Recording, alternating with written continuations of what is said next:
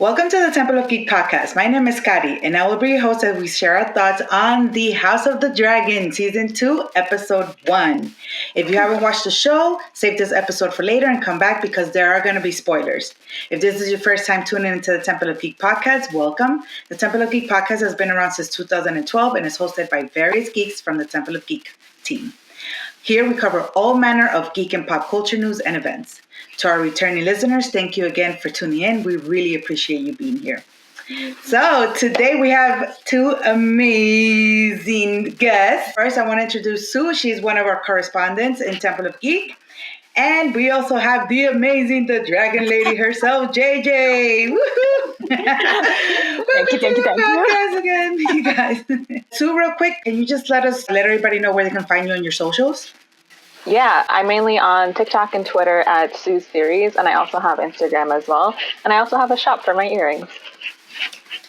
Very creative, very cool stuff. So, yes, please. And JJ, tell us a bit about where they can find you. You can find me mostly on TikTok is where I make most of my content. On Twitter, I tweet a lot. Instagram, under Lady Dragon JJ. Awesome. So, this first episode, they came in hot. Doozy. They came in hot. Oh my gosh. All right. So, JJ, let's start with you. What were your general thoughts about this first episode? I felt like a lot happened. It did not slow down from the beginning. And one of the reasons why I'm wearing, obviously, a House Stark shirt, not a Targaryen one, is when that Winterfell music started playing in the beginning. Our friend Frankie that I was with, I gripped her arm, I think, really hard. I was just so overwhelmed, like seeing Winterfell again, being in the north, seeing the Starks again, meeting Cregan Stark, hearing him talk for the first time, Tom Taylor. Like, I've been really excited about his casting. Oh God, his cats. I'm so sorry, guys. Cat appeared. Tom Taylor, such a great casting for him. The voice worked for me, and there was a lot of conversation about why is he clean shaven? Northerners don't shave their face. It's cold up there. And Mace Windu, Josh, made a good point. He's like, yeah, he's that Chad. He's just built different. He's like, yeah, we need cold. To see that beautiful face. Hello. I'm gonna shave my face. So, and seeing obviously Jace and briefly the dragon and the wall and implying saying the winter is coming and seeing Winterfell, which looked a little bit bigger from the original Game of Thrones show, because I always felt like Winterfell and Game of Thrones was a little too small versus the scale that it's in the text itself. So I felt like it looked a little bit bigger, at least from the distance. So there was mention of the winter wolves, and the way the northern culture works is that they send these older men into a battle, into a war, away from their homes, essentially, so they don't tie up resources for their families. So they are at the end of their life, essentially, and they are ready to go. So they go into the war. So Cregan pledged, I don't know, I forgot how many thousand warriors for this cause, something like that. Yeah.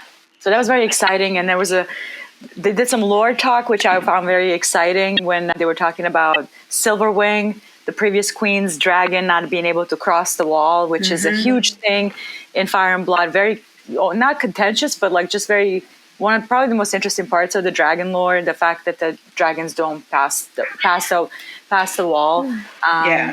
We don't know why. Why this dragon has never disobeyed the queen, and for the first time, he disobeyed her 3 times. So the question is, was it afraid? If dragon is afraid of something, I think everybody else should be very, very afraid. Yeah, absolutely. Or is it the magic that's bound in the wall? Because the wall is magical. It keeps the others and the whites out. So that was the whole point of erecting it thousands and thousands of years ago, is to keep the whites and the White Walkers and the others out. I'm learning so much.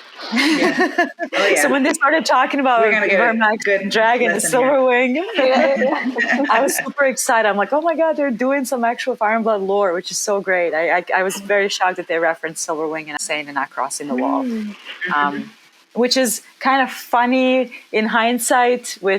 In the Game of Thrones season 7, all 3 dragons of Daenerys go across the wall with that's what I thought about too. No pushback. So I feel like George R.R. wrote this after all that, to put that in there. The wall is not something that you just casually cross, even on a fire-breathing dragon. So to me, it tells me that the danger is very, very real. Whatever is up there, very, very real. So for me, being in the north again, like the northern lore, the old gods, like that, it's always been my favorite part of A Song of Ice and Fire. So just being in that environment was probably my favorite part of the episode, and I was really shocked that they started right off bat. Like I really want to watch people's reactions, like as the music starts, and that Winterfell music is start playing, and it just kind of shows you the Winterfell. You see Jace with his beautiful Harvin Strong hair. The curls have been freed. He looks great, and all. So much and you better. have the ice on the back. Finally using his hair. Finally, that awful wig. The actor did not need the wig. He already has dark curly hair. And I was very happy with that entire sequence. So I wish it lasted longer, but then the show just goes straight into, obviously, into Rhaenyra and her grief. But I'll stop. I'm going on a tangent. Okay, we're gonna go through all of that. Sue, what are your general thoughts about this first episode? Yeah, I like that they started off kind of backtracking a little bit, because I didn't realize this until the end of that first sequence where Jace didn't know that Luke was dead. So they kind of backtracked just slightly for where Jace was at. And then they go into the consequences of the actions that we see in the end of the last season. So I'm glad that they kind of took their time with that, and they took their time actually bringing back the characters and kind of having us spend time with them again as they're sort of setting up different pieces of what's going to come next, or the story. They're also giving us time to sit in the consequences of the last season, and specifically the finale of the last season. So I'm really glad they did that. And I don't know whether this season has any time jumps, but I'm hoping with how the pacing of this. No. Okay, I'm glad. I'm glad there won't be, because I think with the pacing of this episode, it kind of, hopefully they continue that same pacing throughout the entire season, and we actually get to So, okay, for context, I haven't watched Game of Thrones. I haven't read the books. I just know this is going to end in disaster somehow. And so hopefully we get to actually see and sit in the actions, as opposed to where season 1 was just a lot of pushing through the backstory of the lore before, I guess, the war, as what we're going to see now and how things are going to play out. So I'm glad with the pacing. I'm glad we're getting to sit with the characters. I'm glad that they showed Rhaenyra's grief in multiple different ways, and they didn't just have one scene and that was it, over. That was my favorite too. They actually talk about it. We see her as she's looking for Jace. We see her when she finds his body. We see her when she's back home. With Luke, when she actually finds the wing in Luke's clothing, and then when she gets back home and then she embraces Jace. Oh, that moment really was so emotional. And then when they actually do the funeral for him, so I'm glad we got to see it in multiple steps. And yeah, I think the pacing of the episode went really well. I was kind of expecting the ending to be worse visually. I'm glad they're not going with how gruesome things were in season 1. I don't know if that's going to continue, but at least things were visually tame. Oh yeah, they made up with that with the sound. The infamous blood and cheese that everybody's been talking about for a while now. Yeah, and then I'm glad the characters still feel familiar. There's one that they've changed, and I'm sure we'll talk about that later, but the characters, it feels like you're back with them, and we're actually getting to spend time with them, and it's not just event after event and strategy and just pushing through the story. Yeah. All right, just for context to my peoples out there, so we're at 3 different places when it comes to any Song of Ice and Fire stuff. So JJ is super lore master. She's read all the books multiple times. Of course, watch the shows, everything. So she's you see her on all her videos on TikTok. She's super master lore. Me, I'm just Game of Thrones from the show. I started from Game of Thrones show, so I've seen that, and then now House of Dragon. And then Sue, she says, she's never watched Game of Thrones. So we're each in different stages, right? I love it. I find that that's cool, because we're gonna get it's gonna be interesting seeing the perspectives from each of us when we know different things, you know. But general thoughts love about it. the episode. Again, I love, yes, the pacing. It was good. They took their time. You know, it wasn't just, you know, jumping back and forth everywhere. I love that we started with lore, some, you know, more information about the North. I love that we get to see, you know, new characters now. We've got introduced to some characters. It was amazing. Cregan Stark, of course, being a fan favorite already. I love him. Like, he's so badass, and he's just, the voice just got me immediately. So, Oh, dear. and and yeah, no, not, and now that they've confirmed that there has been renewed for a third season, Yes.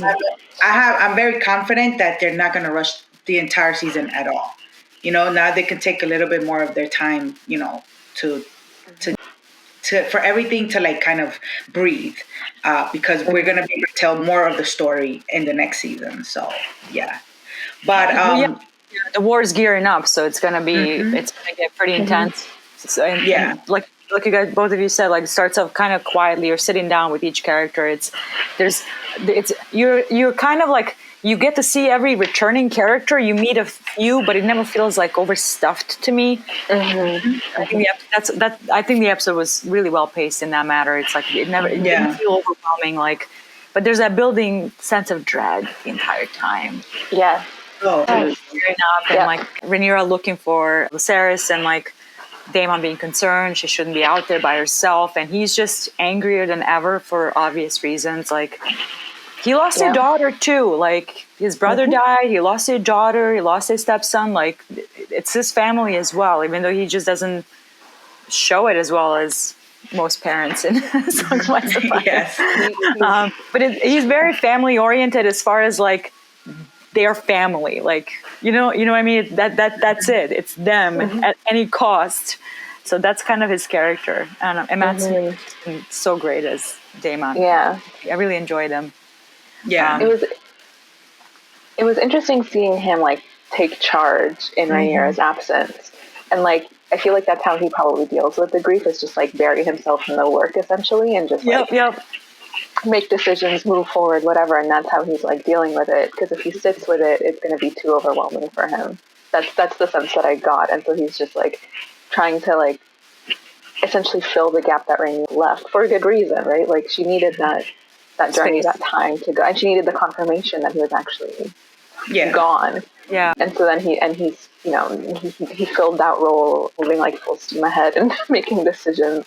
And I love the scene where Rhaenys basically puts him in his place, and she's like, "Oh, if only you were king," or whatever, "were you king," or something like that. That was so good. So good. She did it so elegantly. But yeah, Daemon's still remains a very interesting character, and I'm curious what he's going to end up doing and the decisions he's going to make, and whether he, I don't want to say goes rogue, but whether he like decides to do things his own way, essentially. That's an interesting word that you just used. He is literally the rogue prince. The rogue king. Yeah, that's what he calls him. Yeah. I don't know. So again, I don't know much about the story. All I know about Daemon is season 1 of House of the Dragon, but I don't know that he would go against Rhaenyra's like direct commands, but he would like work within the confines of what that command is to do things his own way, is what it feels like. No, the way he was like, "No, let's go to King's Landing. We got more dragons than they do." Like, but they have Aegon, like, the biggest dragon in the kingdom. It's like he's just ready to go. He wants to get the war going while you know, like, Rhaenyra is still processing her grief, loss of her son, loss of her daughter. He wants to end it quickly. Yeah. He knows like if it drags on, it's just going to be even more catastrophic. It's going to give the Greens like a chance to actually strategize and put up protections and everything. He just wants to like just go, get it over with. And also he doesn't. I feel like he understands that like the more time goes on, the more the people will back Aegon, and more people, they can get more allies. And so he's like, strike while the iron's hot, and not wait until, you know, they actually have people, you know, behind them, so that when, you know, he's hoping obviously, you know, to get rid of the Greens, and then Rhaenyra gets into place, but then to not actually have people who are loyal to Aegon, who then they have to deal with afterwards. So he's smart. He's just a little too quick with his decisions. A little bit reckless at times too. Yeah. It's interesting how you. It's interesting the way that you said that. He will follow what Rhaenyra says, but in the confines, because we get to see that at the end of this episode, that which we'll get to, towards the end. That's a conversation. So we after we get Daemon and Rhaenys, and then right after we get Corlys. We get to see him. I cannot remember what was it that happened to him, or did something happen to him in the last episode? Or was it? It was an injury at Stepstones, I believe. Yeah, he was dying. Like he was presumed dead. So that's why the whole conflict with Driftmark is everybody is discounting Corlys Velaryon, and he died. Yes. Yeah. So, but he survives his injuries. Yeah, I see. Yeah, that's why he had a limp, or that was injured from the end of the last season. Wait, what was it that happened? Why is he limping? And then we get introduced to Alan. Is his name? Alan, yeah, Alan of Hull. Well, that we find out he was the one that helped him out saved him, rescued him. And just want to point out something that made me cry. That the blade that Corlys had made for Luke, because that was his heir. Yeah. Oh my gosh. Like you just looked at that like, yes, that was supposed to be for him. And that completely broke my heart, because that he's feeling it too. Like that was his boy. I love that in the first season they had that little interaction where Luke was telling him that he was scared and all that stuff, and then Corlys is like, "No, it's gonna be okay. You're." That's one of my favorite connection issues. She's back. Okay, here we go. Sorry about that connection issues. Yeah. That was one of my favorite lines in the first season when they're talking about like Driftmark and he's going to be the heir of Driftmark one day. It's like, but I don't want to be the heir. That means everybody's dead. I found the heir. Don't remind me. And he was the first to go. And he's the first one to go. Like, the sweet baby curly-headed little boy. You see the echoes of Luke this entire episode in like the way his family is like mourning him, and even in the way that like you even see the Greens sort of like acknowledge that like, oh, this is bad, right? I was actually kind of surprised about that, to be honest. Like, Alicent's like she lit a candle for him. That was she like lit a candle for him. Yeah, she lit the candle. I was like, it was very surprising. Yeah. But they did a good job like honoring Luke throughout this entire episode, and you see like like the echoes of him essentially. Yeah. And Alicent is a mother. You know what I mean? Like, so Rhaenyra was her friend, and she lost a child. So. Yeah, that was I thought it was a really beautiful scene. Unexpected, but very nice unexpected. Yeah, she did that. Absolutely. And the letter that she sent her as well. I know there was like political reasons behind it too, but it seemed like at least the letter, like part of the reason she sent it was like condolences. And but I was kind of like, I was like, oh really? That's gonna fix everything. But then afterwards, I was thinking about it, and I was like, that's not a small thing for her to do. Like reach out in that way, as like, well, I guess no longer queen, but as like, what is it, mother of the king or whatever title she has now. Yeah. The thing that I was kind of surprised. Alan? Oh, sorry. One thing that, while we're on Alicent, one thing that I was kind of surprised is that there was no conversation about Aemon's actions. Like we were jumping straight post conversation he might have had, like, because there was a lot of memes and jokes made, like Aemon arriving back at Red Keep happened. The memes were immaculate. It's so good. The memes were just like popping off. We had to laugh about it because we were crying too hard. Yeah. We recorded that finale together. We were like losing it. But the one thing, I feel like Aemon never admitted that it was an accident. Because him admitting that it was an accident would admit that he lost control of Vhagar. And that would not be an admission that he would want his family to be in on. That is true. They wouldn't like trust him. So I feel like he never actually like said it was an accident. He might have even taken full responsibility. He could have. Just to kind of show, kind of like peacocking, like show off himself off that he's. Yeah. But and you can see the way that he's like walking with like confidence, like just like confidence and a bit of arrogance even, like this entire episode. He's so sure of himself. He's like making plans. He like just waltzes into like the council meeting. Like you see like, not that he wasn't confident at the end of the last season, but there's like a little bit of like more of like a spring in his step, almost more like assurance in the way that he's moving. Yeah. I think. You okay, DJ? I'm having serious connection issues. Oh, connection issues?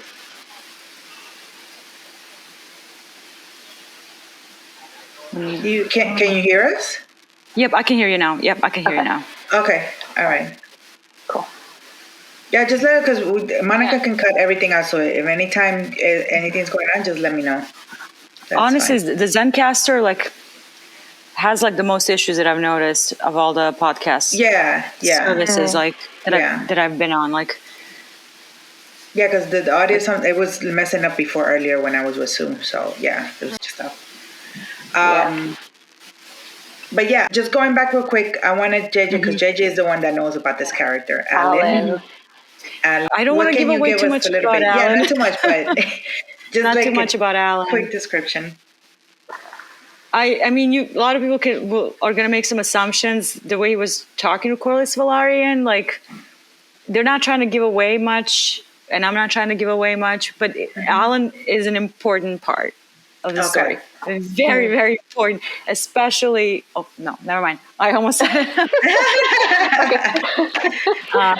We definitely got to look out for this character for sure. Yeah. So when I initially saw like the casting, and even up until like that scene, I thought that he was like related to Corlys in some way. That he was going to be someone from the family, kind of like Corlys's brother in season 1. I thought that there was going to be like another brother or cousin or something that like shows up, like to I guess like help lead with Corlys. But anyways, I know nothing about this character, but if he's going to be important, definitely keeping an eye out for him. Yeah. But connection's totally broken. Can't hear anything. Okay. I'm going to stop. Okay, hold on. Yeah. I'm so sorry. Okay, perfect. So, the next spicy scene we get is Miss Alicent with freaking incel Crispin Cole. Oh my God. Match made in hell. I swear to God, those two. You know what? Ever since season 1, I was like, them two partnering up, match made in hell, like they're meant for each other. And now they're just... Their energies have matched up so well. And, it may... Oh my gosh. The fandom's going to lose their mind. Here's a prediction right now. Oh boy. It's going to get even spicier. I love it. Even without that prediction, just Alicent being a hypocrite. I'm loving it. Because her whole character, like her character in season 1, one of the main reasons she's like against Rhaenyra is like that whole speech that she made when she like with the knife, where she's like, "What about duty? What about whatever she says? I forget." But that was the crux of it. It's like she's, doing everything right. Rhaenyra's off doing whatever she wants, and she just has so much resentment over that. And now, little Miss Hypocrite here. She finally got an orgasm. She finally experienced orgasms. Literally for the first time. Don't remind me. Oh my God, those. Oh, dude, listen. I'm not mad at her, like, finally having some joy in her life. It's just the hypocrisy. Why him? And same with Kristen Cole. Like, you were so ashamed after your first time with Rhaenyra and she rejected you. You wanted to literally kill yourself. You had a dagger to your heart until Alicent Hightower stopped you because you were so ashamed of breaking your oath. And then you end up breaking the oath with the queen. Yeah. As the freaking leader, as the main Kingsguard. Like, it's not He's just like Traitor a now, regular right? schmo. Lord Commander. That is Lord Commander, that's what it's called, yeah. heads would I fly. still can't get over the fact that he was allowed to stay alive after what he pulled at the wedding. I still, like, and even if they didn't kill him, like, at least exile him or something or demote him. Like, I don't understand how he's like Lord Commander after what he pulled Well, that at was a royal wedding. my critique of the show itself. Like, it's not doing the consequences, I guess, as much as it should be. Alicent Hightower cutting the air in that confrontation scene would cost her her head. Even as a queen, right? Even as a queen. That is a king's chosen heir, and you harmed her. That could cost you your head.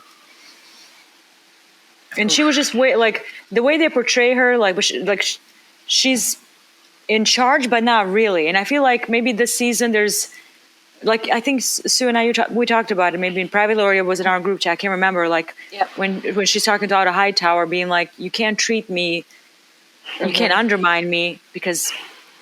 The kids undermine this. Are my kids undermine me? The table undermines me. So I thought that was. I really like Otto Hightower and Alicent's relationship, not because it's good, but it's an interesting dynamic between them. He had like their ambition is what got them to this point, to the war, for them, because Otto was pushing and using Alicent, his daughter, basically for his own gains. Yeah. And they could have just enjoyed their lives quietly. Yeah. Nope. But that's what usually that's like a recurring theme in this universe. It's the second son syndrome, as you call it. It's like he's not inheriting anything. He's not inheriting the lands or anything like that. So this is like his way of carving out his own space versus his brother that in Old Town was going to inherit But Quick question. Sorry, is his older brother the one who is like in charge? Is he also a deadbeat? Because if so, we've got 3 older brother deadbeat, younger brother who's smart and ambitious dynamics in this show. But that's the thing. Like Otto and Alicent paint the Hightowers in a very bad light. They're an ancient family. They stem. They've been in Westeros for thousands and thousands of years. They are shrouded in magic, I would say. The Hightower itself is loaded in like this magical lore. It's built on this black rock that nobody knows where it came from. Might have been carved by dragons. Valyrians used it as an outpost when they were trading. Like Hightowers are extremely wealthy. They also control education and faith. Okay. So I see. that's why Alicent is so religious, because they are the main patrons of Faith of the Seven. Okay. Like George R.R. Martin is agnostic or atheist. I'm not quite sure. I believe he's leaning towards more atheist, but I know he's not very religious, but he grew up Catholic. So he kind of shaped Faith of the Seven as the Holy Trinity. So 7 star is supposed to be like a cross. So that's sort of the inspiration for that. The mother, the father, the daughter, like you have the Son, the Holy Ghost. That's sort of the inspiration for it. So like the Hightowers, they are main patrons, like as far as like funding the church. I call it the church. It's Faith of the Seven. And then all of the maesters, all of the educators are in Citadel, which is an old town where the Hightowers are situated. So they are kind of controlling two main sources of like political people's climate beliefs, in Westeros. The belief system, the education system. So they are an important family, and I feel like, and I hate that Otto and Alicent sort of put him in this rough light, because I like the Hightower house in general. Like speaking in the grand scheme of things, I think they're very interesting. They have a huge role coming up in the fall in the Winds of Winter book if we ever get that book. So it's just that Otto Hightower being like not inheriting anything puts him in a position where like I'm going to use my daughter to propel myself. And also the church, the education and all that, you have to keep in mind, this is a patriarchal society. It's not a law that a woman cannot rule, but it's a custom. It's a custom that stems for tens of thousands of years. The Viserys broke, essentially causing chaos. Not even so much chaos. Everybody bent their knee, but like he didn't reaffirm it. He didn't make Rhaenyra his hand. He shoved her into dragons. Made her a cupbearer. He just said it and then just like Right. Like in the book, Alicent Hightower is the one that's trying to calm the situation down because she knows what having sons means. So she tells Viserys, like, we need to like fix this. We need to marry them. Aegon the Second and Rhaenyra. Yeah. That's how you that's how you fix that situation. But they do not get along. Rhaenyra and Aegon the Second, they do not get along as children. She's much older than him too in the book. Yeah. So they would have to wait until like whenever they can consummate their marriage. But they don't get along. So Viserys is like, well, they don't get along. I can't marry them. I'm like, make them get along. You're the king, you know? It can be a political marriage. That's a thing. It's a political arrangement. They never like. Do you know what I mean? Like that's how you fix that because Alicent Hightower, just by having those sons, raises all of these questions. Yeah. Within the structure of this society of the other lords. But now that these got sons, do we need to bend the knee to the daughter? Which is why that throne scene the second time when Viserys is dragging himself the second time, my favorite episode, I think episode 8. It's my favorite scene episode in the entire season 1. Where he's like reaffirming Rhaenyra's, you know, that she is the heir and protecting her reputation with her sons and Velaryons and all of that. So that alone should have put things to an end. But we know he dies, and then Too ambitious. Otto already has pulling strings in the back, and the way like Alicent is just kind of surprised by all of it was kind of strange to me. Yeah. If you guys remember, she's just kind of sitting there. Oh, you're usurping her?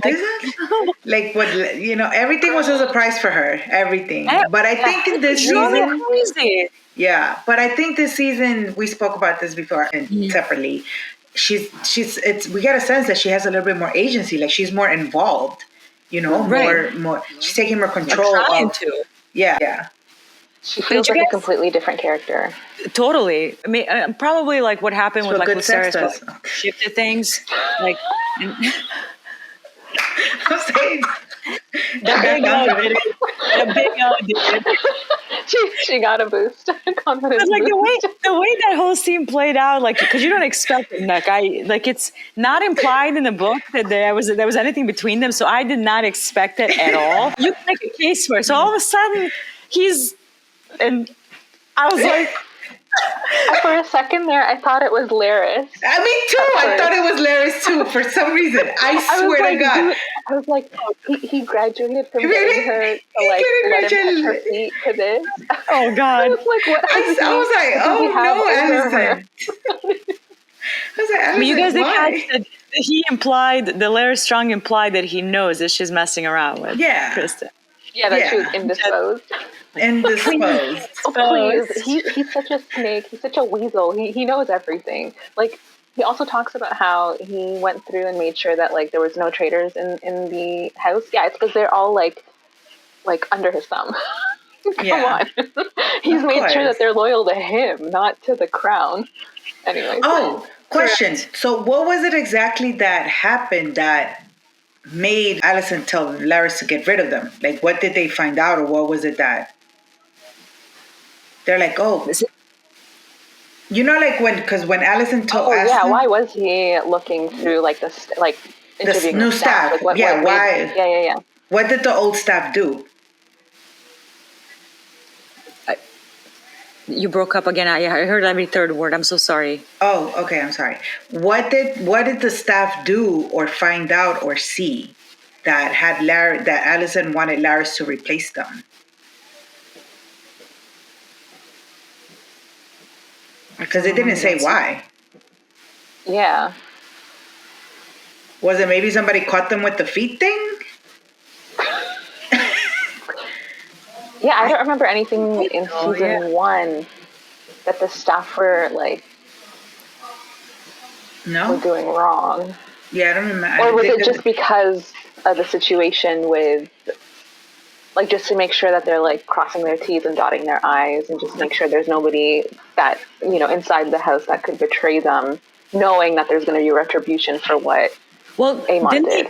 If I remember correctly, didn't he burn Mysaria, the White Worm, which was very to see her in like the beginning of the episode with Daemon, and he's pissed off at her for aligning with Otto. She's like, I'm just doing this for the money. I want to make that clear. Yep. He's like, you pay me, I do Pay me it. and I'll do it for you.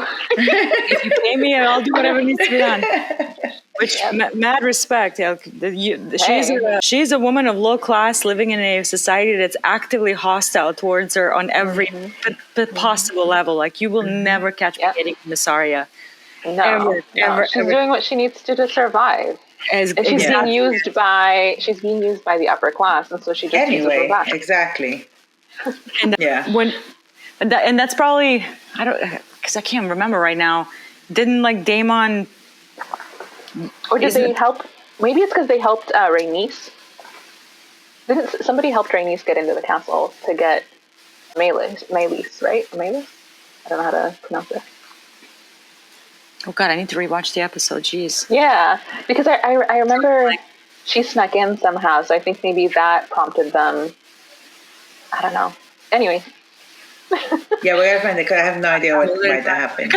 But that was interesting that, that Alicent is like very on top of like, okay, this is what needs to get done now. We need to do this. We need to do that. She's like on it. Strategizing. She's like telling them what needs to happen. She's like advising. She's on the council too. Otto's sitting beside her as well. Like he's not like constantly overshadowing her. That I thought was interesting. Like in the scene, the council room. Yeah. And when Aemon walked in, you're not on this council. Yeah. And then Aegon is like, no, he is. I'm the king. Speaking of Aegon the second, we need to talk about him for a minute.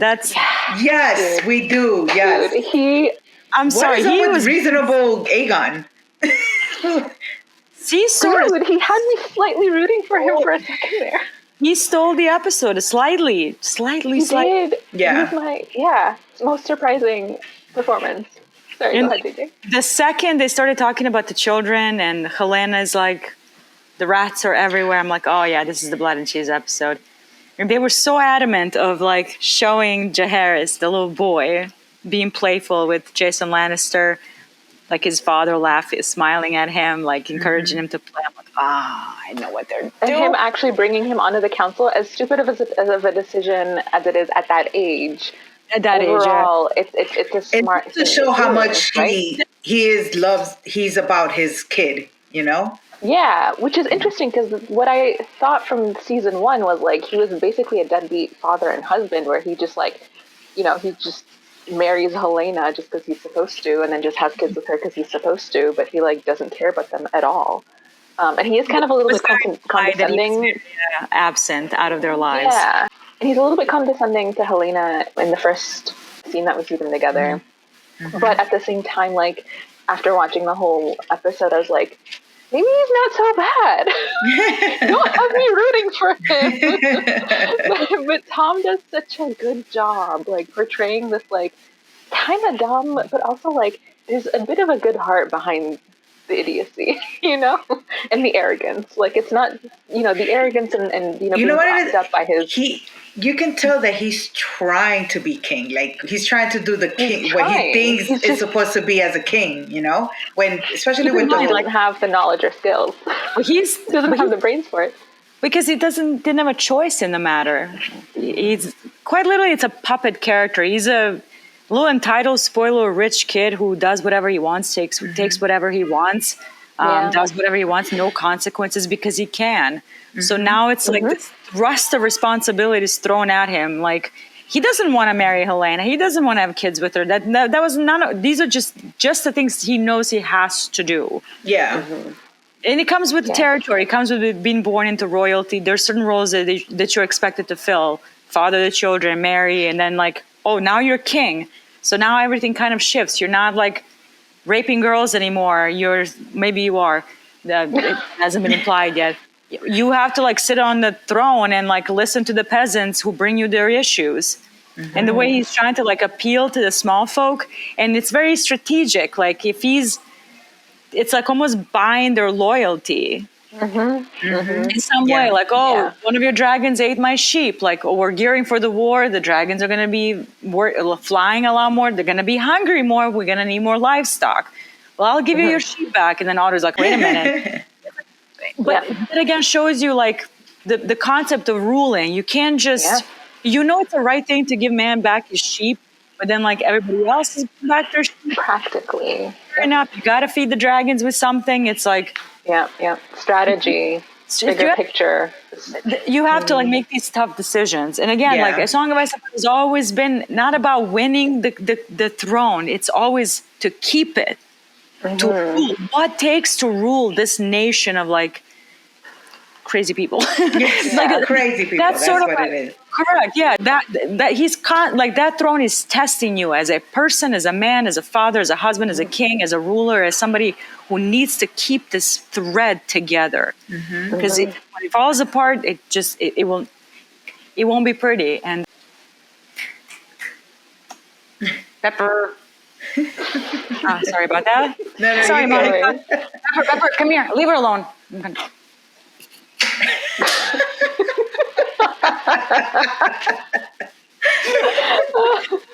I love it.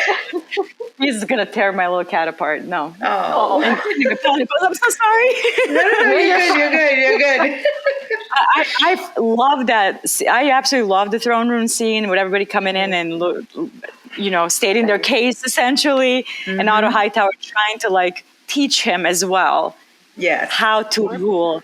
Like, I thought that was so fascinating. I thought it was really well done. And like, he's just not prepared. He's not. That's exactly he's not ready. He's never just taught. No.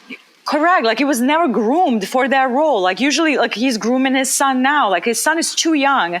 And he knows that his son needs to be in that throne room. Helena's like, don't take him. He doesn't want to be there. Like, but yeah, he brings Jaehaerys in. He's playful. He's too young. He doesn't know what's going on, but he wants him there because he knows he's the future heir.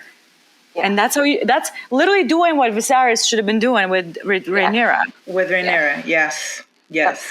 Even though like he made her a cupbearer, that's not enough. I'm sorry. Cupbearer is one thing, but like make her a hand, put her in or at least being on the council or something. Like have her have like a position where she's, or at least like listening in and seeing how the strategy and stuff works. Because like you said, like Aegon is ill prepared, but he also has this almost like, he reminded me of Viserys a little bit in the throne room where he doesn't want to have to make the hard decisions. Correct. Unless he's like forced to. Like he just wants everything to be like, cool, calm, moving along swimmingly. He doesn't want anything like big and tough to deal with. He just wants things to just be like, like, just moving. Sauntering into the throne room, sitting on it. Oh, who's next? You want your sheep back? Ha ha ha ha. Okay, but you see the realization of like, you kind of see like with each request he's having to deny, he's like, this isn't easy. Right? Like it can't just like, sorry, something fell. Can't just like have like a little Grogu figure that's like on this little shelf that's a little bent. Anyways, but he can't just like go and like grant wishes. He's not a genie, but he's correct. Exactly. Correct. And he's having to like make the hard decision, and he's completely ill prepared. And you can see that he just wants to have, like, you see it later on the throne, just drinking with his buddies, like just having a back to his old chill time. That's who he is. That Aegon right there, that's who he is. That's what he probably wants to do, but he can't anymore. Now there's a crown on your head and you got to rule, and war is slowly cooking. You know that in the back of your head, and it doesn't feel real. Even after Lucerys' death, he's not taking any of it seriously because, again, it's an unserious character. He's been unserious for so long. But now, like, Daemon commissions an assassination of his son, which is the most contentious part of this episode. Yeah. And now things change. I can't imagine, like, at least from previews, like from I have not seen the second episode. I've only seen the first one. Like in the trailers and the clips we've seen, like he wants revenge. He wants war. He's seen swinging either at one of the assassins or he's swinging at the Valyria miniature model that Viserys had in his room. And one of the conversations, if you guys remember, like with Larys Strong, he's telling him like, you need to carve your own. He wants to be hand. Like you're in the shadow of your father, which is so funny because when he said that, because in the throne room, like they're erecting the statues of the previous king, and it's Viserys with Rhaenyra's crown on it. He's quite literally in the shadow of his father, so he has to do something to stand out. to carve out his own spot, essentially. I love that moment between him and Laris. One of my favorites. I also Game of Thrones really functions the best when in these quiet moments when people are just having conversations, when they're just talking. Like that's when Game of Thrones really, really rules. That's the best Game of Thrones. That's how it was the first few seasons, like in the original show. Like the more you like start doing silly things, like you lose the grip. But like I love these quiet moments when people are having conversations. That was my favorite. Yeah.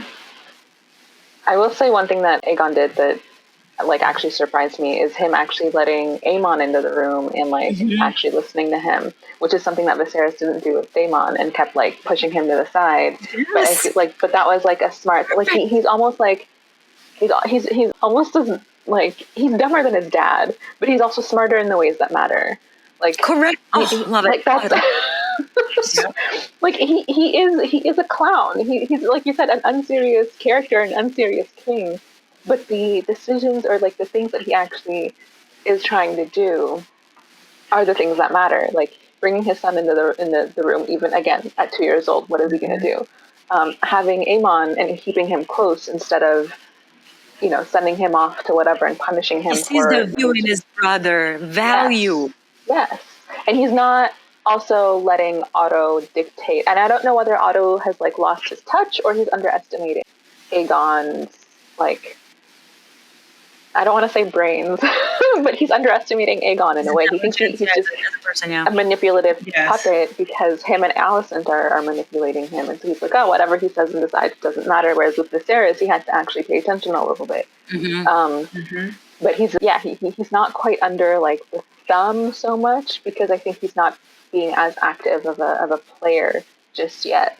I don't know if he will be, but anyways, it's interesting. He's different in the ways that matter, but he's also quite unserious. I loved it. Tom did such an amazing job playing this character. Can't believe given really good script, like interesting dialogue, like interesting mannerisms, like dynamics with his wife, with his kids, with his grandfather, with his brother, like I don't know, like the character really shone for me. Like I was shocked how much I was so surprised, and I'm like, maybe like don't make me root for the Greens. Because I could also like that even though he is such an unserious character, and you would think that he's just like, at least in the first season, he was just doing whatever.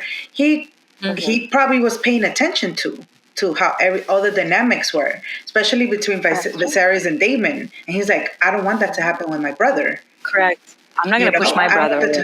And then the way that he feels that he wasn't prepared to be put in this role and stuff, he's like thinking, I don't want my son to have to go through that. I'm going to prepare my son from the beginning. I'm going to make sure that he knows how it is, how everything functions, and is not as lost as I am. So nobody can come and try to like control him. Like he knows they're trying to control, like his grandfather and her mother are trying to control him as well. Quite literally, two big things that Viserys failed at: pushing Daemon, his brother, away, and not preparing Rhaenyra enough for ruling. Aegon was doing that, welcoming his brother and putting his son near the council room. To me, like that's very telling that he was, even though he was like a little stupid grape as shit in the season 1. Obviously, he was paying attention to his dad's actions. During his moments of sobriety. Yes. No, absolutely. Yeah. Yeah. No, I think he was paying attention to his dad's mistakes more than anything. I kept thinking like the dynamic between Aegon and Aemon are parallel but like different, almost opposites in some ways between the dynamic with Viserys and Daemon, because there's still the loyalty from the younger brother to the older brother, and Aemon says as much. He's like, I actually really love the scene, and I want to talk about it, but where he tells Otto like, I'm loyal to my king in my house, right? Like he's loyal to his brother, and he wants to do and prove himself and do whatever he can in order to like protect his family and protect his house. And it's the same thing with Daemon, but then, the opposite is one is actually accepting it, whereas Viserys was pushing him aside and being manipulated by Otto. And I wonder if now Otto is going to start treating Aemon the same way that he was treating Daemon in season 1, because he saw Daemon's ability to take Viserys' ear away from him. And so then he like cut that tie essentially and got into the middle of it. And now that like Aemon just like flat out told Otto, like, I'm not here for you. I'm not loyal to you. I'm loyal to my king and my house, which is House Targaryen. It's not House Hightower. I wonder if Otto's going to start now treating Aemon a little bit differently. But then he also kind of can't because they need Vhagar. So it's like, it's going to be an interesting dynamic, I think. Yeah, because he also saw when that it's just little things like when Aemon was speaking with Cole about strategies and stuff, and then Otto comes in and he sees the map and all that. Like, what are you trying to do? Otto is like you said. I have that feeling too that he's gonna be like Aemon is kind of getting away from our leash, you know? Am I being pushed aside? Why is this being discussed without me at the table? That's a great scene. Like, it's those small moments, like catching that map. Things. Exactly. Yeah. That was really good. In the way, but also like you, Sue, you said, like, I'm loyal to my king and to my house. It's very evident because the way he treats his mother. It's not Alicent has love for the enemy and makes her a fool. Like she's on like almost like an arm's length, which and it's the whole irony. Loyal to my king and to my house. Like Rhaenyra is your half sister. She's Targaryen. You are all a family. Yeah. And that's what's so sad. Like even like Aemon and Daemon are very similar characters. Their whole dynamic is very much like a mirror to each other. Daemon is a lot more chaotic, in my opinion. But like both of them want or fighting for their family ultimately. In every means of ways possible, pushing the Hightower away. But it's the Hightower that caused the grift. Then the shift, in the family, it tore it apart. And now, like, each of them are fighting for the pieces of the family. I find that actually very tragic. It is very tragic. Because they are the same family. It's not like literally siblings, right? Family. It's not like cousins fighting or, right? Like, literally. Yeah. This episode was great in that respect because, again, like you guys said, they started off slowly, a little bit of Winterfell and Northern lore, quiet. That quiet Winterfell music is going to sort of ease you in because the expectation is, the repercussions of Viserys' death. And then he kind of, like, Emma Darcy gives, like, a super quiet performance the entire time. Yeah. Like, Rhaenyra is not speaking a lot. I think she only says the one line. One line. I want Aemon. I think that's all she said. That's the only thing she said throughout. I think that was it. And genius choice, if you ask me. Brilliant choice. Because she's Rhaenyra is in like this silent space, looking for her son. And when the Cyrax also started crying over the dragon.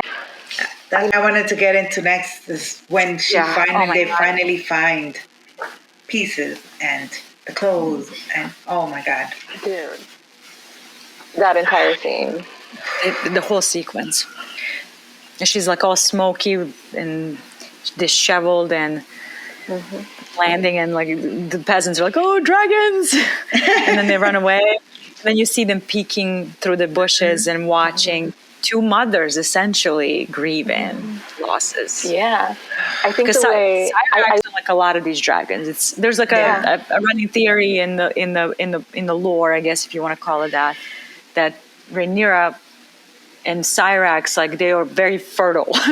Like as far as like Rhaenyra has five kids, 5 sons. You know what I mean? Yeah. And then she would have had 6 had she had Visenya, her one and only daughter. Like, and Cyrax too, she lays a lot of eggs. Okay. Do a lot of them turn in, like, actually hatch?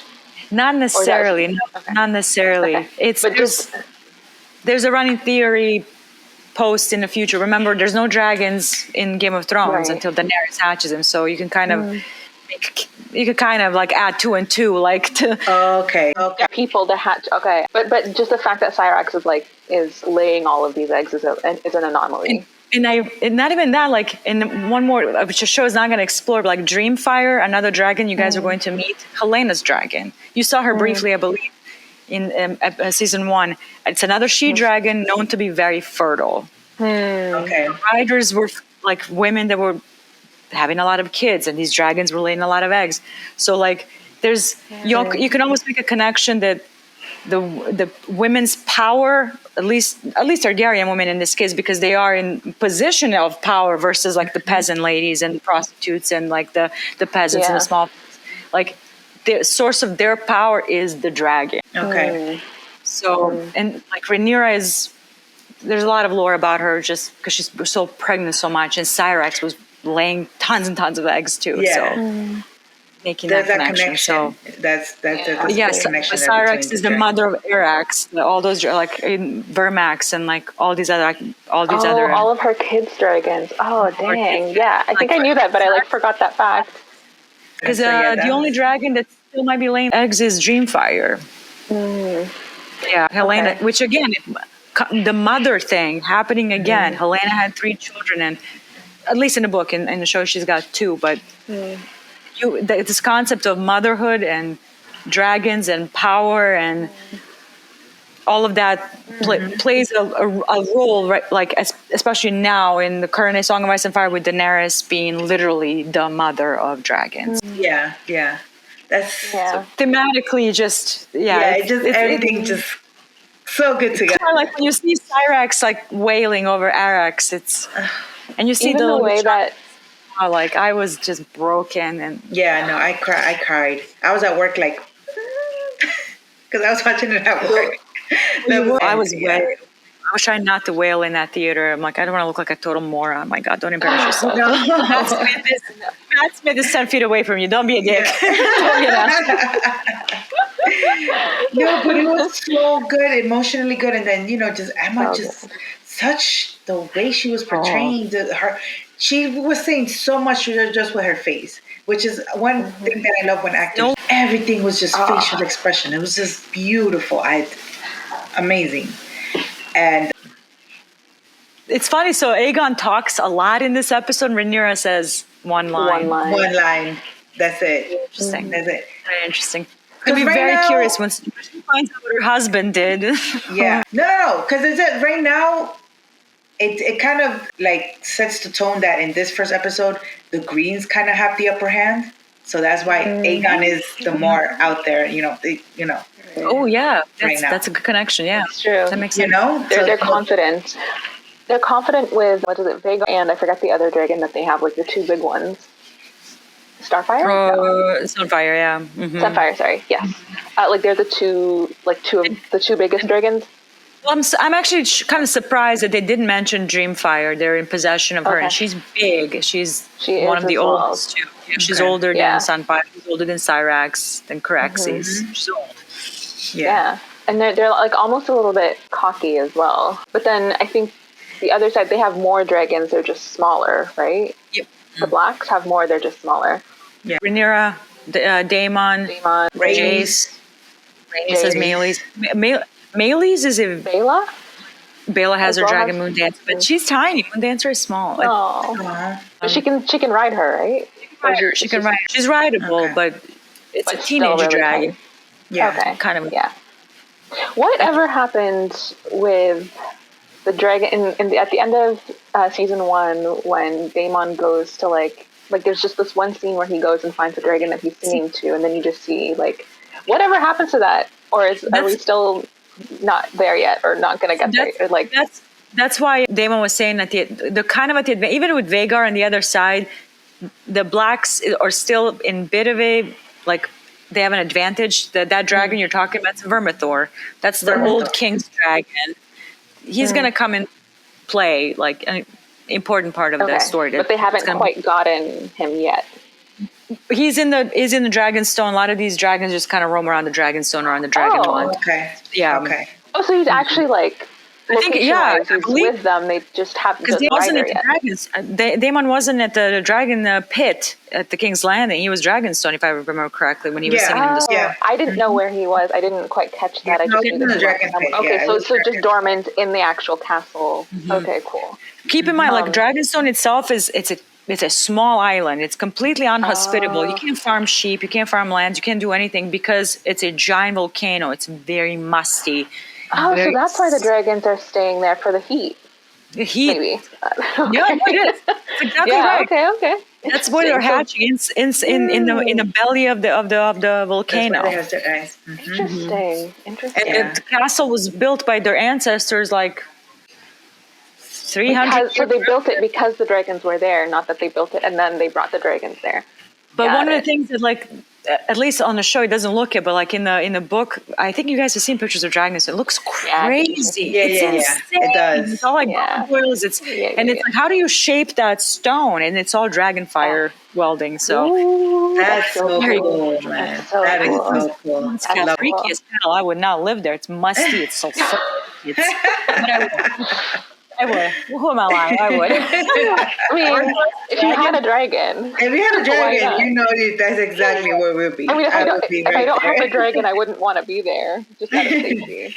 I think in that scene when Jace sees Rhaenyra and they're grieving together when she's sitting on a chair, if you pick up on the details on the chairs, on the tables, and on the tapestries and all, like in the background stuff, the actual set pieces, like you can kind of see like Valyrian and Targaryen, like heraldry and the shapes and the cutouts and like the way everything is. It's kind of cool. Like we're so focused on Emma Darcy and their face, but like if you pay attention to the I chair, wasn't even looking at the background. Yeah, I was looking at her and then I trying was to just crying. see Jace's face, like, oh my god, he's trying to hold it together, my baby boy. Dude, when Tough. he starts losing it, and you can see that he's like, he hasn't had like, this is the first time he's seen his mother, right, since the news, and he hasn't had a chance to quite like grieve yet because he hasn't been able to grieve with like the one person that he needs to grieve with, and he just like, he's trying to be strong for her, and then he just breaks down. bro. Oh, I wanted to quickly say one thing about backtracking a little bit, but the scene where Rhaenyra, like, with Syrax goes down to find the remains of Luke, the way that Syrax lands and the way that, like, approaches and then lands, and it's just very, like, messy and very, like you can see, like, the emotion there with Syrax, like, mirroring what Rhaenyra is feeling, and it was just, like, as soon as I saw that, I was just, like, already losing it at just the way, because, like, dragons are very, like, elegant in the way that they move, and just that whole landing was just so inelegant in so many different ways, and also, like, you know, pushing away everybody who was around and being very, like, protective of the remains that they found, just...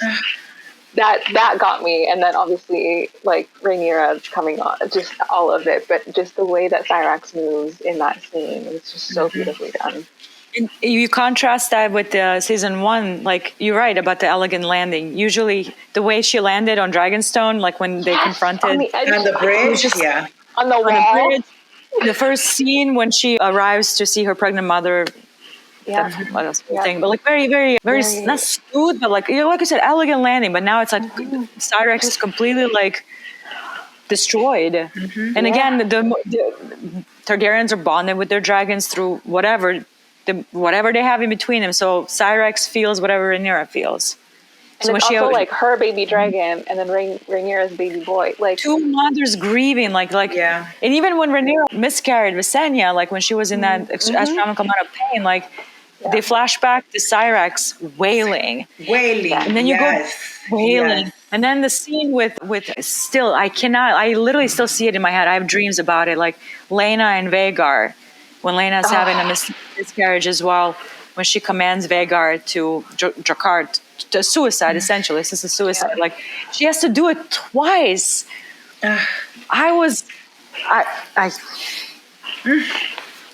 Yeah. I didn't think Vhagar was going to do it. And like emotional as hell. Like it was a lot. It's definitely a lot. And then for being a first episode, it was a lot of emotion. So I can only imagine what's coming. You know, it's going to be even that much more intense. And especially now that we're getting to the end. Oh my God. Mr. Damon going outside the drawing outside the box, thinking outside the box. And he's stepping out. He goes and does what Rhaenyra asked him to do. Go find Aemon. But then he just had to add that little step. He's like, well, in case you don't, then this is what you're going to do. And they don't even really try to look for him. I mean, because they had other out. But they did pass through his chamber. So they did. Mm-hmm. If I remember the map, if I remember correctly. But he also didn't know that level. Yes. But he also didn't know. Well, I wasn't sure if that. Yeah, that would have been Aemon's room. I wasn't sure if it was Aemon or. No, that was Aemon because the map was there.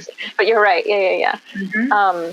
But he also doesn't know, like, the floor plan of that top level of where all of the royals are. And it's like, first of all, are you an idiot? They, like, mention Aemon, who's the prince, right off the gate. And you're like, oh, yeah, I can get you in. And then when you're in, he's like, I don't know what the map of this place is.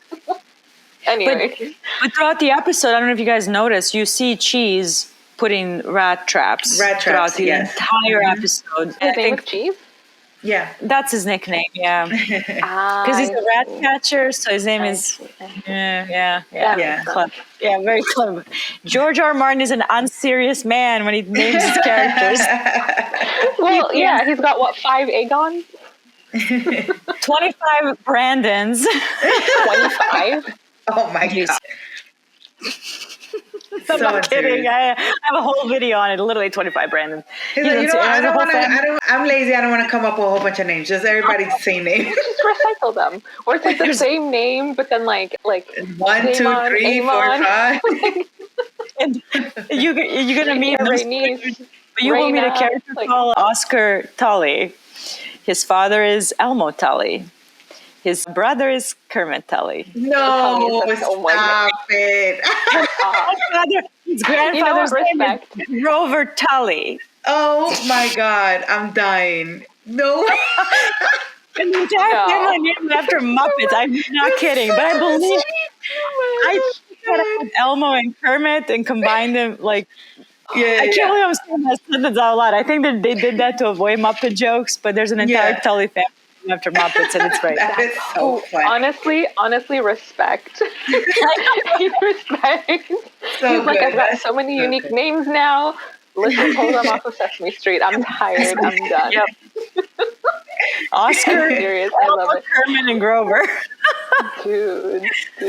Essentially, Cat Stark, Game of Thrones. Those are her ancestors. Oh my God.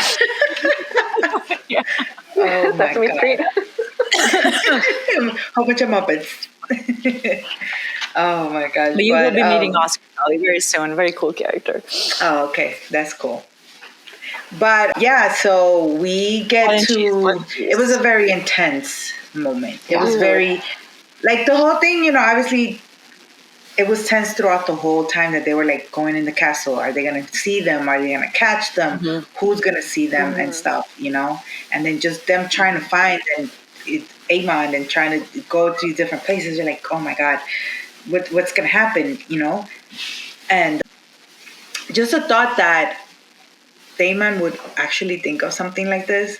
Like, well, if you don't get the big one, then just get whatever kid you find. Yeah, knowing that they're babies. And the thing knowing is, like, that they're infants. Doesn't even have to say it. The scene implies it very subtly to what he was aiming at. Yeah. So, because and the thing is, a high stakes situation. Like, if you're searching for Aemon Targaryen, a prince, and you don't find them, like, you're not leaving empty-handed. You've already infiltrated and the you're castle. already in there, and you put yourself at risk this way. Mm-hmm. Oh my gosh. It was a heavy scene. Yeah, and it was. They did such a good job with the build-up and the music. Yeah. I was on edge the entire time. Yeah, the whole time. And then you see and they didn't break it too. No, there was no break. Once they got into the castle, or once they started making their way into the castle, it was just about that. Yeah. Stressful. Oh man. Can I share something from the premiere? So that scene happened, but right before that, remember, Cheese has his dog with him. Yeah. He kicks the dog. Yeah. Why? Why does he even bring the dog with him if he's not going to be of use? That is a narrative purpose, a character that kicks the dog to kind of stir you up, to start getting you angry. Like, hyped up, yes. Oh my God. So when the dog was killed, the whole theater was like, oh! So when we were done, Frankie and I and Chris was with Kit Laser. I don't know if you guys follow him or not. He's amazing. Yeah. Moves our therapy. He's like, why did the crowd react more to dog kicking than the child being beheaded? No, seriously. But you know what? I was kind of the because it same was way, but it's because visual. like you see It was the visual. dog, and it was visual, but then it was also like a quick thing with the kid. It's like this long, drawn out thing that you like. You can't react because you can't react because it's still going. Like the dog is like, he kicked him, done, and then you're like, oh no, the dog, right? But with the kid, you know, you hear it and you know what they're doing, and It lasted 3 hours. The whole thing lasted 3 hours. It felt. No, yeah. It did. No, not like I'm hypothetical. Okay, That's how it did. This would not That's end. what it felt like. So you're because still not only are processing, you, and it's so shocking you can't react. and not only are you hearing it just when she's there, Helena's walking away with her other child, and you still hear it. And then you're seeing her expression. Oh my God, I don't remember the actress's name, but she does such an amazing job. Like from being the in moment that shock, they tell her to choose, and yeah, when she tells and she's like, no, like the face that she makes when she says no, I was about to lose it.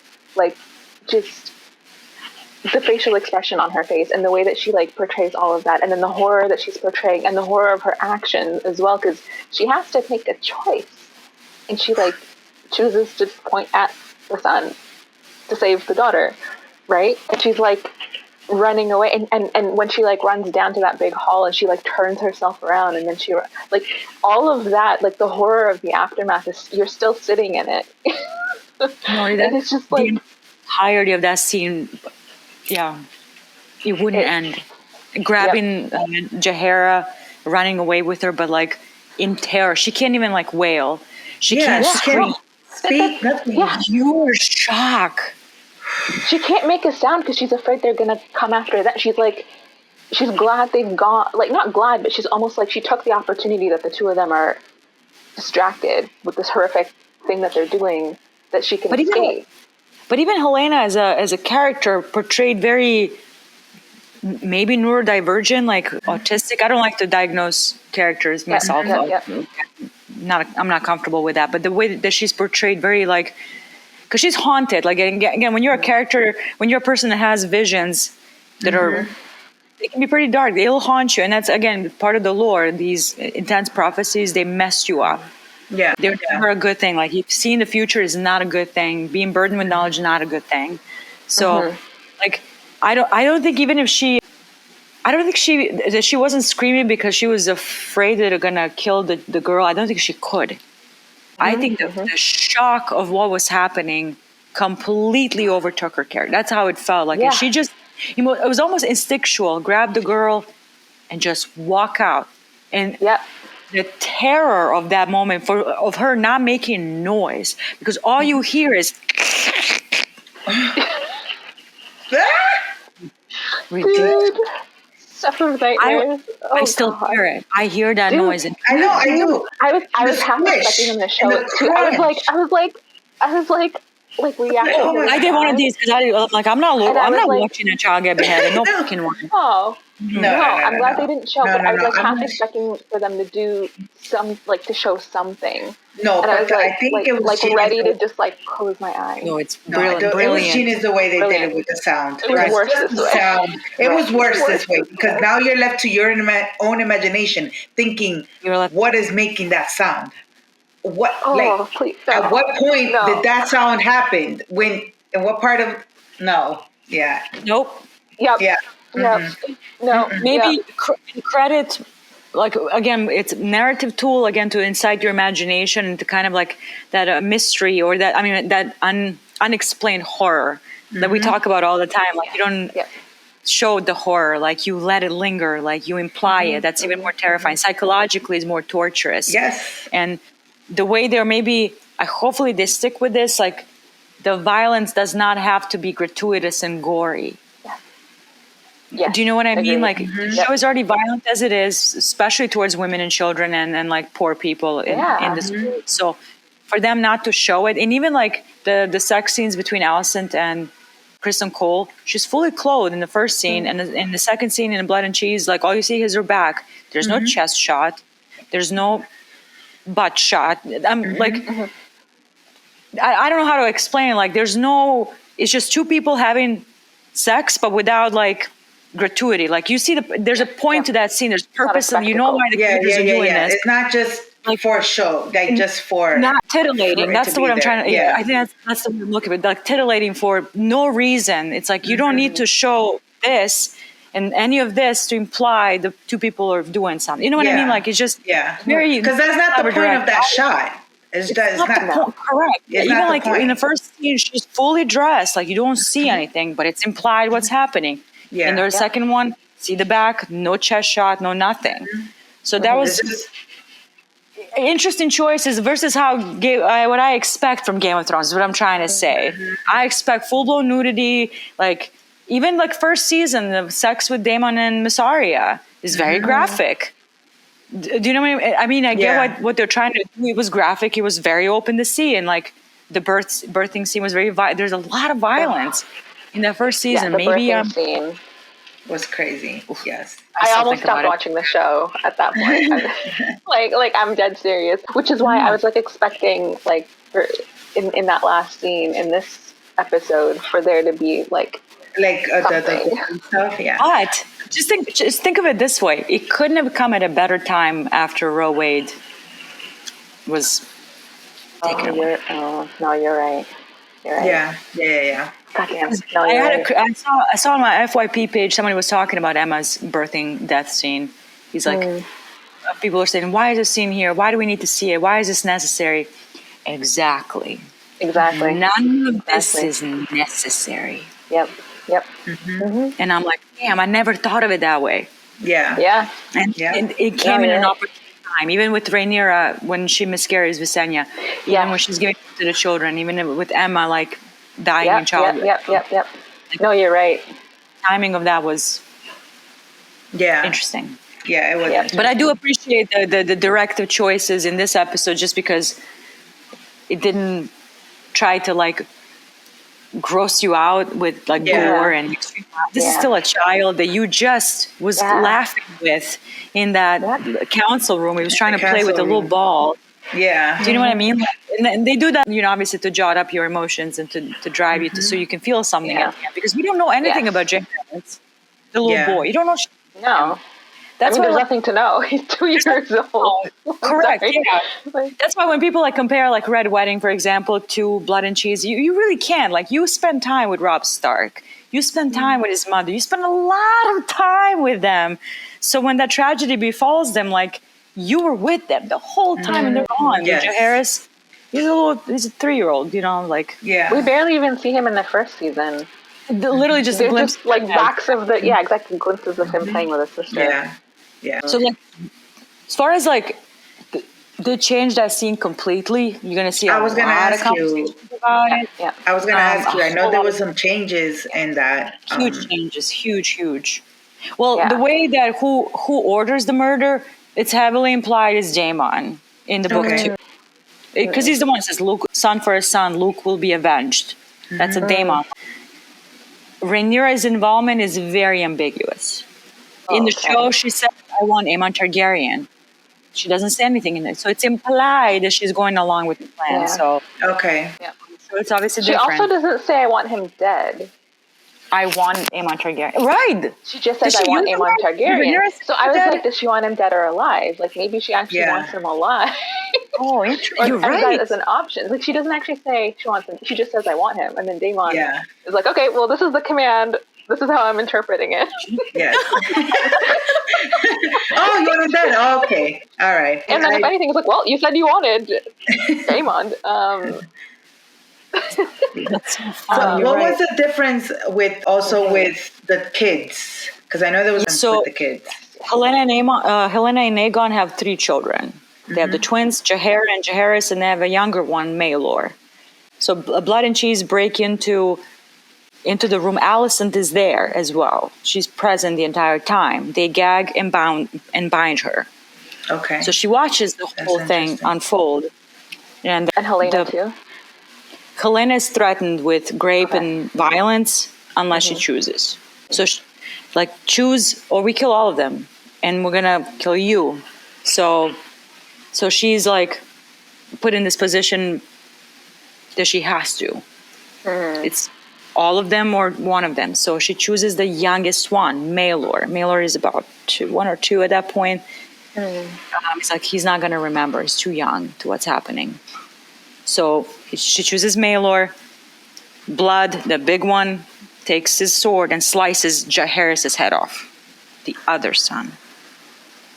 How did he know though? So they know who the son is, but they... Yeah, this was weird. Like the twins are so similar that they couldn't tell the difference. That was not implied in Fire. They just but then they can't. knew. But they're so young that they couldn't tell. Like even if they can see that they're different, can they tell who's a girl and who's a boy? Yeah. That was a change that it's not. It's never implied that they were questioning the gender. Like, which one is it? Oh, I see what you mean. Okay, so they knew the 2 boys, and then they get her to choose between the 2 boys. Jaehaerys has longer hair. Okay. She's very. It's not that they don't know who's who. Oh, right. The twins are fraternal. They're not identical. Obviously, a boy and a girl. Right. So they turn around and they slice Jaehaerys' head off, clean off. After she so they're getting. So they're just. It's just out of cruelty. They're like choose between your boys. Utter cruelty. Oh, it's not like we don't know who's who. No. They literally. Oh, you picked Maelor. Now we're gonna get the older one, the heir. And now Helena in the book lives with the guilt, and she cannot raise Maelor anymore. Every time she looks at little Maelor, I picked you to die. Yeah. So Alicent becomes like a surrogate mother for little Maelor. And Jaehaerys. Helena's destroyed by this. It's destroyed. Of course. To a point where she cannot take care of the kids, and Aegon takes them away and gives them to Alicent. No, God, I would go crazy too. I mean, who wouldn't? In a situation like that, it's just... You have to choose a child to kill. And you get the one, and then it's a lot. It's a heavy. So now with the changes, there is no more heir. Well, I mean, there's a female heir, but there's no male heir for Aegon. They don't, unless they have a third child, like Maelor, but in a different room or something. They just never. And then no, he's not. Helena's the only one who knows. Right. Like Helena's the only one who knows of what happened. Correct. And she makes the choice to save the daughter. Or she makes the choice to tell the truth, essentially. Right. It's not between a boy and a girl. Which one is the... Which, like she makes the choice to tell the truth. Instead of like pointing at the girl. She's trying to lie and save the heir and all of that, which that was an interesting choice. Yeah. I'm very curious how that plays out in the next episode. Because again, Helena is a bit different, you know what I mean? She's... And who knows Alicent notices, like Alicent knows that she's different, because when you were talking about how she couldn't wail, like she didn't have the ability to like react and verbalize, it reminded me of in season 1 where Daemon slices Corlys's brother's head off in the throne room when he was questioning Rhaenyra when he called her a whore. And you see her like turn away and like put her hands over her ears. Like she doesn't react. She reacts physically, but she doesn't react verbally. And Alicent like sees that. And then even when Rhaenys comes through the floor with Maelys, she like exactly. And again, Alicent is there to like protect her. But in this case, Alicent wasn't there. And I wonder if she's gonna actually like say what happened. Because she's like, they killed the boy, but she didn't obviously expand on more than that in this episode. So yeah, she's not gonna be okay. But why do you think she decided to tell the truth about who the boy was? Because she didn't. Did she think maybe that if she didn't, that they would kill them both? Then that's because she lied. That's what I'm very curious about. Yeah, because they said we can like look at basically undress them and see who's who. Literally right? look under their pajamas and you'll know who's the boy, who's the girl. Like, that's why the whole scene kind of played out weird. But without that second son in the picture to make that choice, it's more like, oh, I can't tell the kids apart. Or it takes the gravity where like a little bit for me. I'll be honest with you. Yeah, no, that was kind of like weird to me. Like, okay, wow. Because if they had threatened her to if they had said make the choice, and if you lie to us, we'll kill them both. That would kind of. Even that sentence right there would have solved that plot line right there. Yeah. But I'm guessing make a choice or we'll kill them both, kind of thing. I guess maybe that's what she implied. It's implied to her that maybe she's thinking, if I lie to them, they're going to kill them both. But we don't or just see having that. a second son. Why would it have been an issue for them to include the even Alicent Hightower? She has 3 sons, and Daron has been cut out of the show. Oh, you're right. So I was when I saw the 2 kids in season 1 from Aegon and Helena, I'm like, oh no, they're not gonna have the unless they introduce a third one. They have the third one, but they don't have that. I was gonna say unless the third one's still an infant and is in the mother's chamber, as opposed to it's pointless now. It doesn't matter now. Yeah, absolutely. Exactly. Yeah. It's the way it played out, with the assassins not being able to tell which is a boy, which is a girl. Literally, just lift their pajamas and you'll know. Number one, over with. They didn't have to ask, No, correct. And then it's not like they are. She didn't have to be involved. Right, they're not. And I can't remember. I have to rewatch the scene. I don't know if they're threatening to grape and kill Helena in there. I don't think so. No, they didn't. And at that point, they didn't have a knife to her throat anymore. Right. Well, only initially when they first entered the room. When they first came in, yeah. Right. And I think it's because the second guy was going into the room, so he's got the knife on her neck, thinking that it's someone from her family or someone from the family, and right, and then he lets her go when he sees, oh, it's my accomplice in the murder. Yeah. No, you're right. That's It just takes the gravity of that choice away a little bit for me. Most fans are going to be pissed off about Alicent not being present in the room. I'm sorry, Alicent's a bad mother. This kind of solidifies. What do we pretend? This kind of solidifies that she's a bad mother. Because she has been. She has been from the beginning. This is why her children could turn out this way. Mm-hmm. Even Helena her away the entire first season. Yeah. Why would she be cuddling with the kids or reading them a bedtime story or hanging out with her daughter prior to bedtime? That was not established in episode 1, season 1. Yeah. Their relationship is very strange. Helena, it's almost repulsed by her touch. There's that one scene when she puts her hand on her shoulder and Helena kind of jumps back. Yeah. Does something on her shoulder. So, which is very, very tell. But now when you have this scene happen and Alicent is not present during Blood and Cheese, and people are going to be like, well, it happens in the book. No, you stop doing that. Look at the context of this season 1. Look at the relationship. We're talking about season 1 and their relationship. I don't see Alicent Hightower being in. There is no relationship there. Yeah. Correct. Look, less so. You can make a case for it. Again, if the book is this thick, this much of it is the war itself. So you have to kind of fill in all these blanks. There's not a lot of explanation, so you can kind of make assumptions. As far as what season 1 did, Blood and Cheese as it happened now with Alicent not being there makes sense. And not just her not being there, but she's literally with Cole. It's one thing if she was alone in her chambers. Right. But she's just off in her own little fantasy. That's her own. Yeah, she's doing her own thing. Her grandchild just got murdered in front of her daughter and the other grandchild, and she's look, she and you can tell that she didn't initially want to go to her, but she didn't have anyone else to go to. She just turns around in that big hall, not knowing where to go, and then she just makes a choice and goes to Alicent. She's not going there for comfort. She's just going there because she doesn't have anywhere to go. Correct. Yeah. She didn't go to Aegon. No, definitely not. There was the theories that she was with Aemon or something like that from season 1, and I'm curious about whether that's going to come into play again or not. But I wanted to say Alicent being a terrible mother and being so like self-righteous, whereas like Rhaenyra is such a wonderful mother, even with all of her like flaws and bad decisions and off doing whatever she wants, you know, is such a great like parallel, or not parallel, like mirror to each other, because it's like the one who's all like, you know, thinks that she's great and thinks that you know, whatever, Everything is is like a done failure right. in the thing that matters the most. Like you're having these children and you're not raising them well, even though you had like a terrible childhood as well, with like your mother being absent and you don't even try. Whereas like Rhaenyra, she loses her mother as well, but then she like takes that and like actually like gives so much love and care to her to kids, her children, and it speaks to the two characters and but who that's they also are in their because motivations.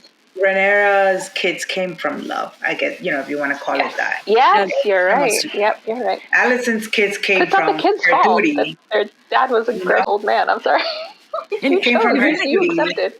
And you really, especially now with Alicent and Kristen Cole, it just truly boils down to sexual freedom. It genuinely does, because she's mad at Rhaenyra for having it. Yeah. And the only reason Rhaenyra is able to have that sexual freedom is because of discretion of her gay husband. Do you know what I mean? Yeah. Like, and it's even implied in their marriage. Yeah, we tried to have at least one child together. It didn't work. It didn't work. So it's not like they got married. We tried, and it didn't work, because it's not uncommon for these royalty that are queer to marry. I mean, be in a heterosexual marriage and have children and still be. Yeah. It's literally in a Song of Ice and Fire. Like first, Rhaena, one of the queens, she was married to her brother. They had children, but she was gay. She had girlfriends. Yeah, but she had children with her brother. Like that's the duty part. Yeah. And she loved the girls. You know, tried her best with the girls. So I think with Alicent and Rhaenyra, it comes down to again that sexual freedom. Yeah. Now that Alicent feels like she's taking that sexual freedom back.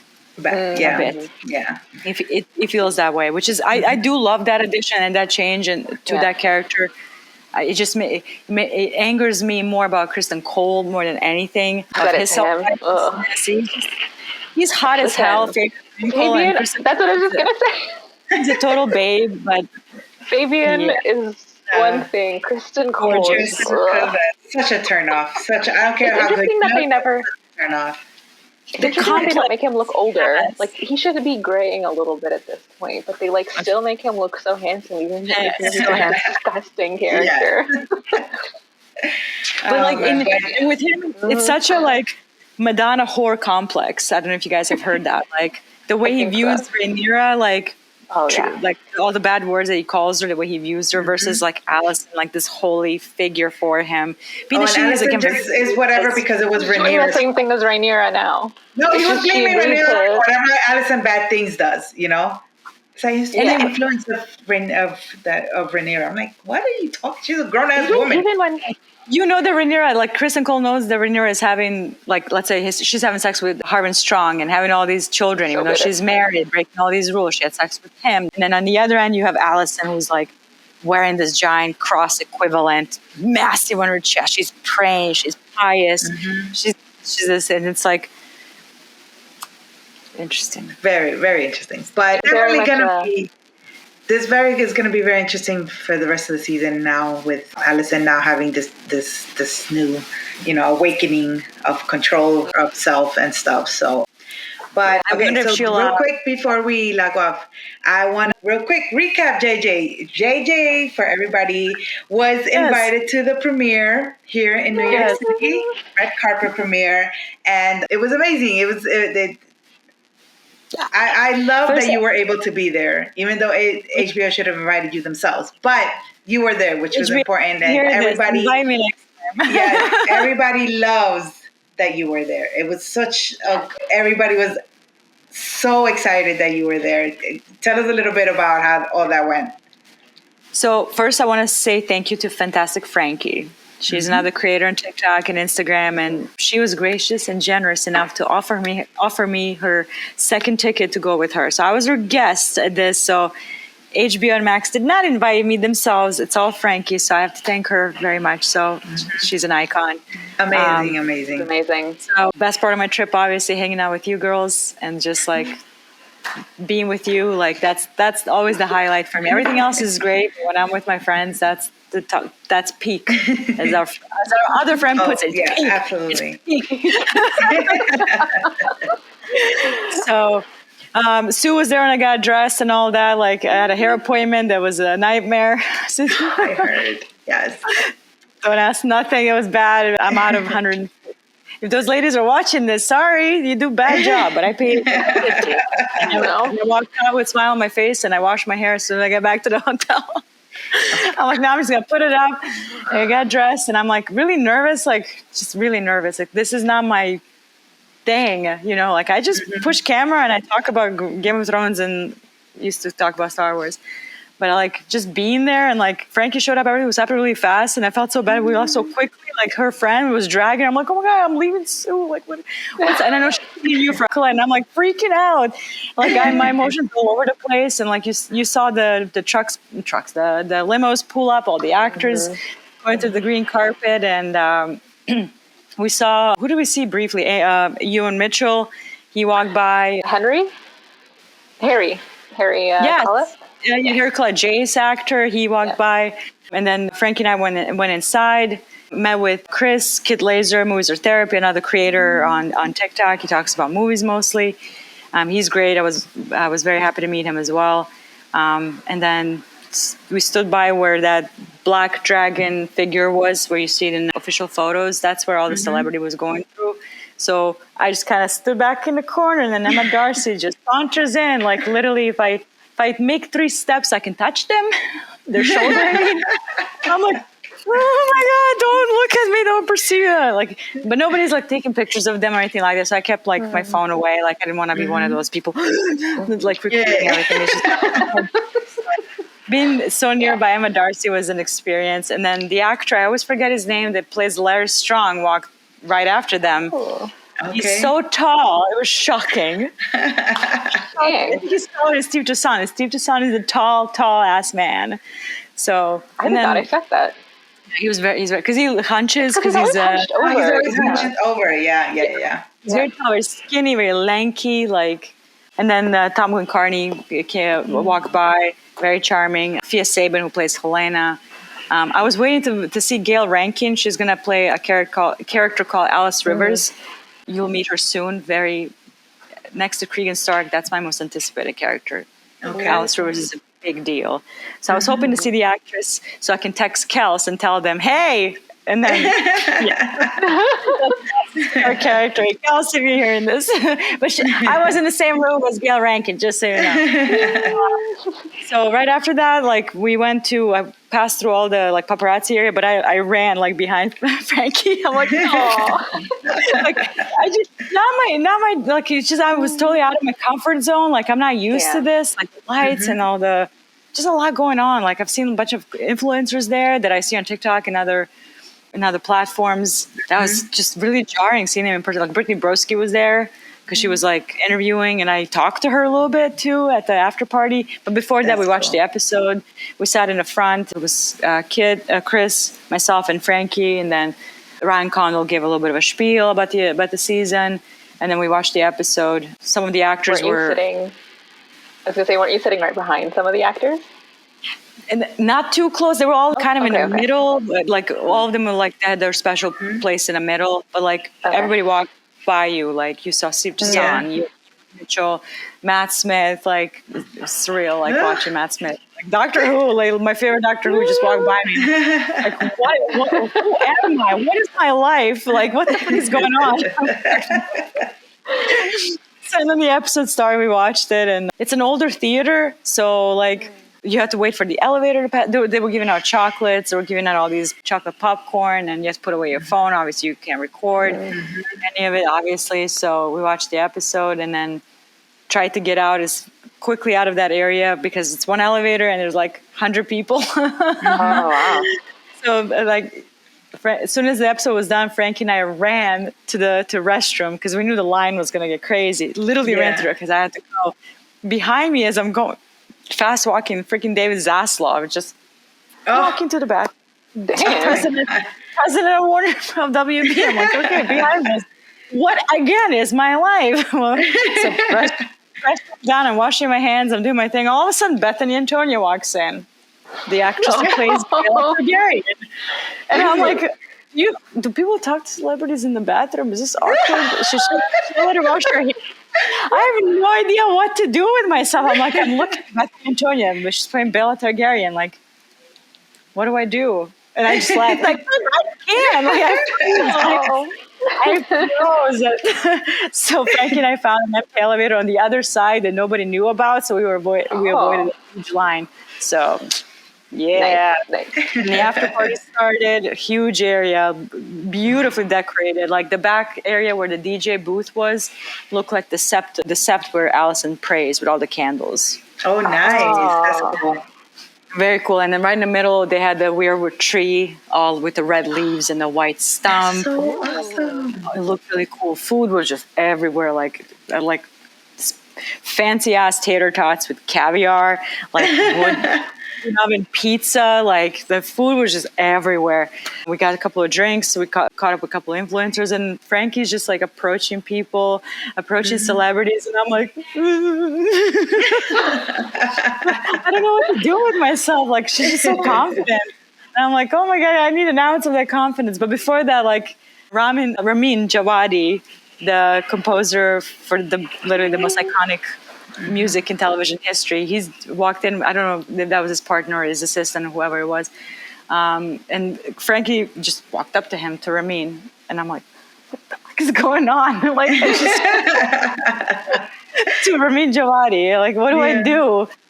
So Chris was like, you have to go talk to him. I'm like, because at this point I'm gassing it up. I'm like, Ramin Djawadi and George R.R. Martin are like on the same level to me of people I want to meet. Oh, wow. I can imagine. Like, everybody I met over there, Ramin Djawadi he's my Mount Everest. He's my peak. Yeah. So good. I think I went out of my body. Like, so I'm like, I'm gonna do it. And I walk up to Frankie's talking to Ramin. I'm like, hi, I'm a big fan of your music. What do I say? You're an icon. I worship you. You've changed my life. Like you changed television, like landscape forever. And he was just so pleasant. He smiled the entire time. So I'm like, is it okay to take a picture with you? And that's the picture I posted on Twitter that everybody really loved. So yeah, meeting Ramin Djawadi, it was my favorite part of the entire thing. I'll be honest with you. That was a really big deal to me. And then I can imagine inside the party room, like I talked to Bethany Antonia. We finally, because she approached Frankie to compliment her hair. You're so pretty to Frankie. And we started talking, and she started talking about her poofy blue dress. It didn't have pockets. Love this one. The whole thing became like a conversation. We took like selfies with her and kind of roamed around, talked to a couple more influencers and Frankie's friends that she ran into. And then met you and Mitchell briefly. He's a little bit more awkward, more introverted, like the way he talks. Yeah. Like, got very sharp features. I was talking to Brittany Broski a lot, so I wanted to take a picture with him, but he didn't feel comfortable. Like he doesn't seem like the type. Maybe he is, but at that moment I didn't feel. Yeah. You kind of scope out the vibe, so I followed the vibe. And then later on, who did we talk to? Tom Glencarney, Aegon Targaryen, very charming. Very, very charming. We were like, people are going to like you in this episode. Like, you kind of like, you did your thing. And he started laughing. And I told you and Mitch, like, maybe the reason why there's Team Green, you understand that? He's like, yeah. Later on, Steve plays Corlys Velaryon, and Frankie started, she just approaches and talks to everybody. I just kind of follow like her little troll, like a little, oh my God, you're Dobby. She started to speak to Son, and I'm like trying to talk. You're not Dobby. And I'm like, I have some crazy book lore for you regarding Corlys Velaryon. I swear to God, like I don't know what happened to him. Like, oh my God. But a wild dragon character, he's looking at me like, you have lost your fucking mind, lady. And he started laughing. He was like, I'm like, can we take a picture? We took a picture. And that was the end. I saw Olivia Cook briefly. She just kind of walked through, looked beautiful. Jace was there, Harry Collette, kind of like in their own corner. They like Tom Glencarney and Bethany and Corlys Velaryon, Steve Jason, they were like mingling with people. Darcy was not there. Matt Smith was not there. I didn't see Gail Rankin. I was trying to find her the entire time. Like I really wanted to like talk to her. Yeah. But it was a surreal experience that I don't even still think it happened to me.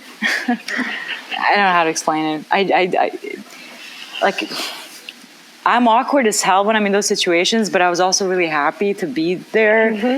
At the same time. It's like I get to experience these people that are working on my favorite intellectual property ever. Like, it was just weird. Yeah. George Martin gonna walk in. I'm like, is he gonna pop in to grab a snack or grab We're a drink? expecting him to be there. Like, damn it. Yeah. I know he doesn't go to any of these events. He's older, and I'm sure, like, especially during COVID. Yeah. I think he went to one fan event once, and he got COVID. I was like, Oh, Yeah, that's that's the other right. thing. I remember Do that. that. I remember that. Yeah, I think I remember that. Yeah. So he has not been seen in a lot of public spaces anymore. Yeah, don't blame him. Yeah. Please stay home. Yeah. Just typewriter. Yeah. But it was lovely. And again, Frankie, thank you again if you see this. Meant the world to me. And That's seeing you, awesome. I'm ladies, telling you, and then you saw all the love that you got, from other fans, from all your And followers. No one deserved to be there more. Yes, Thank you yes. so they much. were very excited, Yes. and I'm happy that you were able to experience that. It was very well deserved. I mean, you one of the people that mostly deserved being there. thank you. So that was amazing. also like Game of Thrones historian. She got invited by Sky TV in London, and she went. Oh, that's right, which in was- London. I saw that too. Yeah, that was really cool. Seeing her too, it was very satisfying. Like when you want to see your Yeah. friends win, you want to see people that are passionate about Always. being places that they're passionate about. So Yeah. No, of course, always. yeah. All right, guys. So this is basically the conclusion. Okay, so I'm going to do the outro now. Let me do this thing. Okay.